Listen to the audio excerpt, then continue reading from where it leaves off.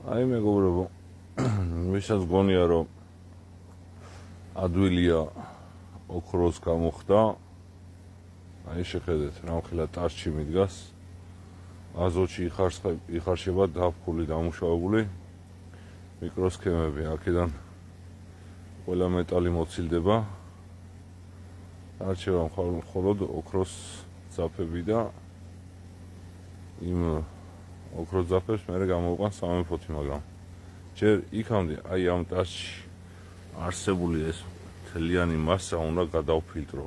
აი იმის გადავფილტრო არის ძალიან რთული პროცესი. ჭედავს ფილტრებს, ყველაფერს და ეს სიტყვით კაი ტანჯვა წამებაა რა. აი აქ პატარა ჩაშკაში კიდე ცალკე პროცესი მიდის. გასუფთავებული კონტაქტები მაქვს რაღაც რაოდენობა. ჩაუშვი ეგრეთ წოდებული სწრაფი ოქრო.